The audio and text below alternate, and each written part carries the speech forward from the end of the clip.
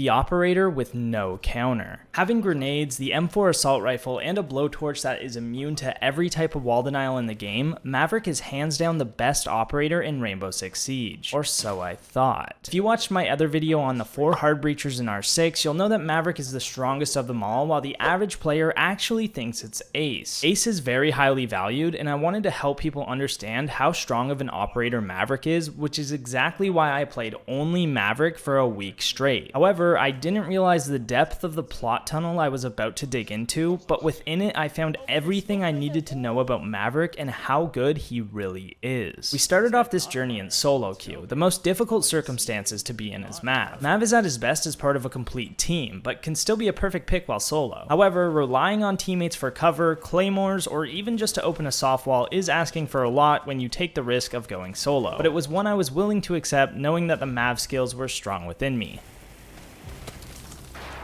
Knowing this would work much better with a reliable duo, I queued up with my friend and fellow content creator Atheno. He has some great tips over on his channel as well, so if you're looking to improve your gameplay, go check him out. Together we opened up every wall and every breach until this happened.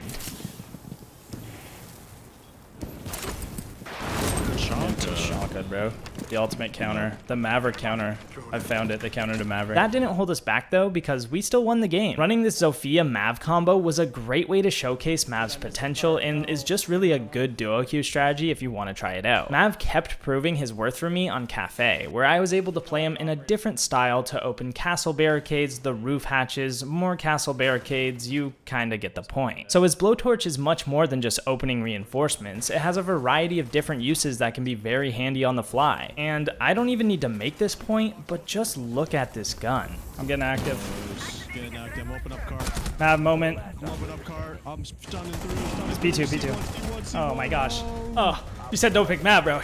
You know the work I just put in on that round with, you know the work I just put in with that blowtorch and that M4? Oh my god. I mean, you could have picked Sledge, dude. You're right, I probably could have done it better with Sledge. So yeah, if you're gonna play Mav like Sledge, it's still a better idea to just go Sledge. And opening walls, well, it's a lot more difficult than just going and opening the wall. I have no idea. He must... Prep door. No, he picked up that door. No, there's two. He was behind the fucking... And even when you do get that control, you still need teammates to help you out and cover you while you're maving. So in a circumstance like this, I'm not going to be able to open that wall. Shield. Nice. One spread. Oh, Where's the Cade? Yo, hold these holds. Yo, he's prone on zipping. Yo, pre-fire on zipping. Prone. I did. Fuck, I hit him in the shoulder. So where are we at here? Well, we've made some great plays, shown the strength in getting those walls soft, even had some versatility with his ability. Overall, Mav can help us make some powerful lines of sight, which adds pressure to defenders, and really we can just blowtorch whatever the fuck we want. But of course, when all is going well is when the pain and the problems start to lurk out from the darkness. And the downfall for my time with Maverick began on Outback. There's really no way to get this wall that protects you from proning defenders, and because of the small ledge, your teammates can't protect you while doing it. The real only option for opening this wall is nading through to remove the denial. Mav is still a must pick for this, but that's the key if you don't want to get killed. Unfortunately, I learned that the hard way. Damn, you know. Coastline was next in the run through hell though, because Maverick is completely useless on this map. The only wall Mav could be useful for would be the VIP wall. However, that's only on the penthouse site, which rarely comes out. While Mav can still be useful with grenades and a decent weapon, picking someone else with their useful operator ability on top of that would be even more beneficial for myself and my team. In the next game, in an attempt to make myself useful on the top floor cafe site, because there's really no walls you can Mav safely, I tried this rush up white. Audio.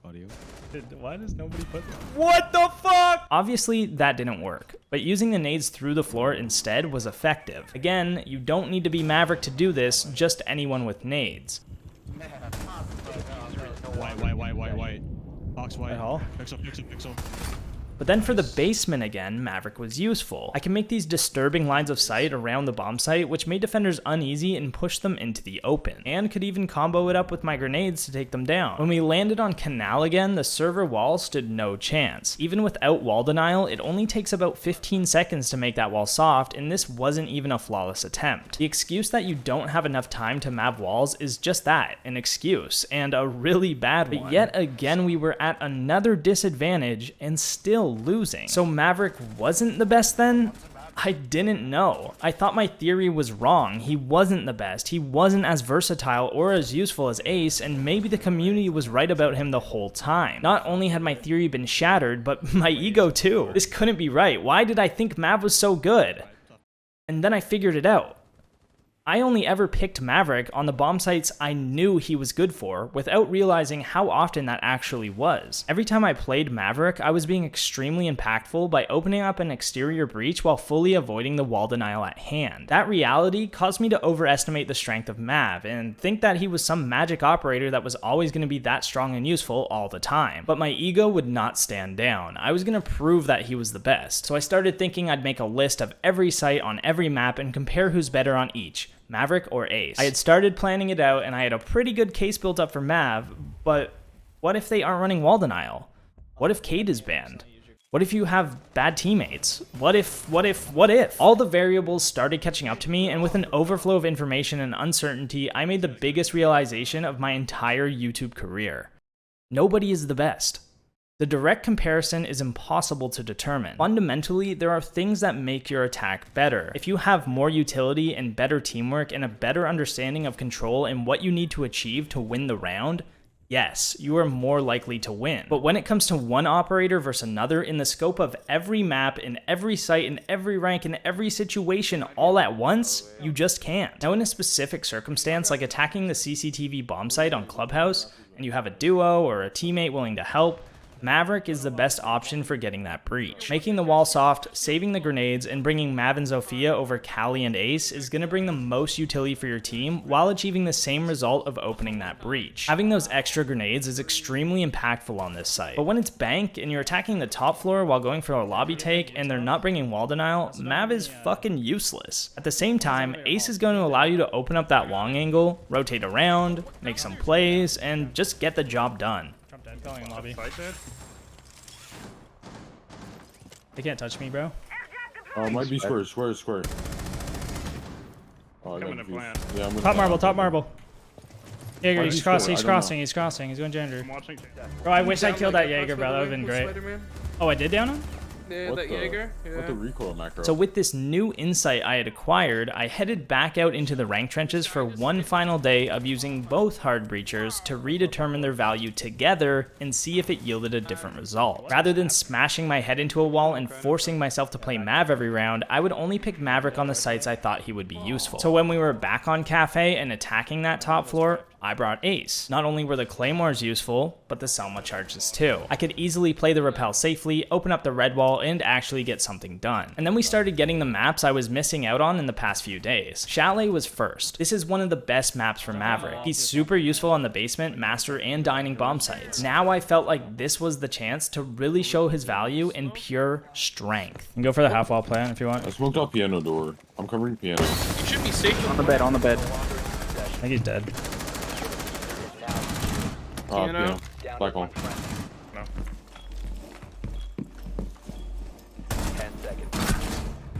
Oh! Bro, I was so confused because I thought he was down. He's playing off in a zombie that's on one of the He's dead, cases. Dead. Cam 5 is an Ivy flank. This is mute off the wall again. I'm watching like bottom blue. Bomb dead. Nice, guys. Trophy. Yeah, let's get the fuck out of here.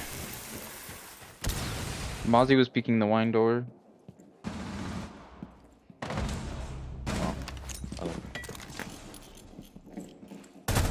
Right after that, we got Oregon, another fantastic map for Mav. Arriving on that big tower wall, we pushed that both times, the second of which they tried to stop us using Bandit. Again, Maverick has no counter. Check this right corner for me. There is a Cade on the wall. There's nobody on my right, eh? I do not have anything No. banana to get, unfortunately. There's also one on the shield. Okay, So hold me, one Mr. big window. Banana. Hold me. Give me a sec, guys. Smoke is big window. Do not. Smoke dead. Hold on, Mr. Banana. We will get the That wall guy- together. That guy should still be below. Where's the key? I don't see the key charge. Not Yes, this is diamond ranked. That was Alright. goofy. Thermite being a great pick for the bank basement, I even brought him out for a round. I'm right behind you. Keep holding square flank, we're chilling. Oh, Open wall castle angle just here. in open. Castle in open. Kitchen dead. There's still one square. Where? On the door, on the door. They're dead, they're dead. Jeez, the firing squad. Fucking castle, idiot. Comparing this to Maverick trying to achieve the same thing, it can just get sloppy and difficult. However, when that cade's up, Maverick is the only one who can handle those hatches on his own. Or that's mute. Yeah, server looks Back good. server. One just Two ran red back wall. 2 ADSs on the thing here. Can we shoot him? Yeah, gone. So is Maverick the best hard breacher? Well, most of the time his blowtorch is actually not useful or anywhere near as useful as someone else's gadget would be. But on a bomb site or a map where it is useful, he's arguably the strongest operator in the entire game. Learning and becoming a great Maverick player can teach you playmaking, teamwork, droning, and communication all at once, which are all great characteristics that make for great Siege players. If you want to learn more about Maverick, go watch this video where I go in depth on specific ways to use Maverick on specific walls so that you can get better and in turn win more. If you enjoyed the video, please consider subscribing.